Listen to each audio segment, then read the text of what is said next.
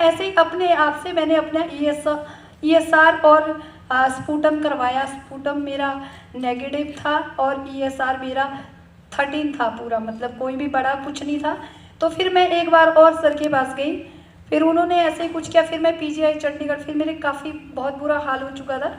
तो PGI में आई तो यहाँ डॉक्टर्स ने कहा कि आपको ट्यूबरक्लोसिस नहीं है, कहते मैम आपको कैंसर है लंग्स का।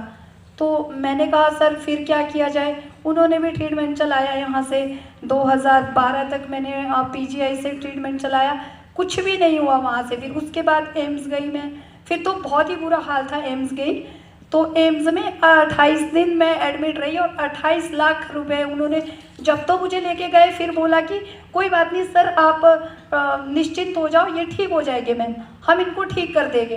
फिर जब कुछ पैसे नहीं बचे हमारे पास, फिर कहा सर घर लेके जाओ, कुछ नहीं हो सकता है, अब कुछ नहीं हो सकता है इनको घर लेके जाओ, लास्ट स्टेज है, कुछ अगर खाएंगे पिएंगे घर में रखो मेरा।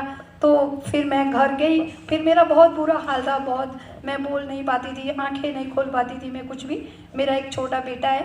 तो उसके बाद अनुपमा है जो इंडस वीवा में काम करती है, उसने मेरे हस्बैंड को फ़ोन करके बोला कि एक कहते हैं इंडस वीवा में आई पल्स है, कहते मेरी सिस्टर की बेटी है, वो अभी भी यहाँ पे है, तो कहते चाचू उनको दे दो, हो सकता है ठीक हो जाए।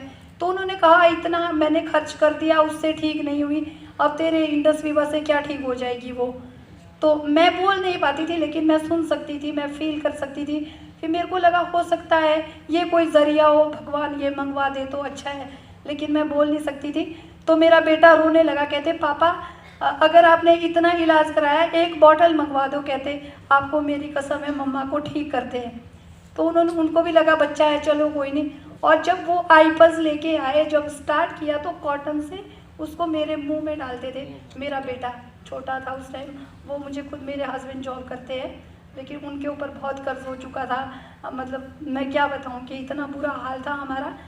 और फिर वो मेरा बेटा स्कूल नहीं जाता था, 1 साल उसने ड्रॉप किया, और वो कॉटन से हर 5 मिनट के बाद 3 बूंदे मेरे इस पर डालता था। वो पता नहीं कितने दिन के बाद पेट में जाती होगी या क्या होता होगा, मुझे नहीं पता इस चीज़ का। जब 1 मंथ हो गया पूरा मुझे ये लेते हुए, फिर उसके बाद मैंने मूवमेंट करना शुरू कर दिया कि मतलब उठ सकती थी मैं, जैसे सहारा दे के मैं उठ सकती थी, आंखें खोली मैंने अपनी, और फिर लगा थोड़ा कि हाँ कहीं ज़िंदगी है मेरे अंदर।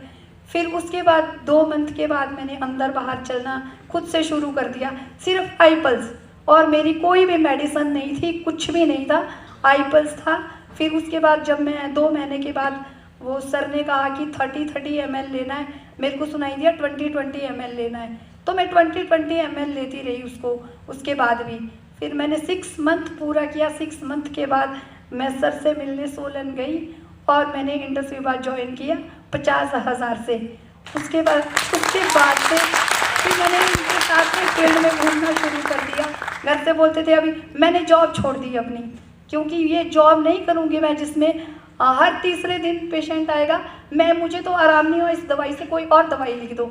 ये मैं किसी को देती हूँ, हफ्ते में बोलते हैं भगवान तेरे को ऐसी लंबी उम्र दे, हमारा पेशेंट ठीक हो गया, ये हो गया, खाना खा लिया, वो हो गया, और आज मैं इंडस वीवा के साथ खड़ी हूँ और जिसके के सामने एकदम फिट हूँ। और मेरा हीमोग्लोबिन था उस टाइम 4.2 mg था, और आज 11.10 mg है, 11.10, और वेट मेरा 25 किलो था, और अभी मेरा 51 kg है। Thank you so much, thank you so much.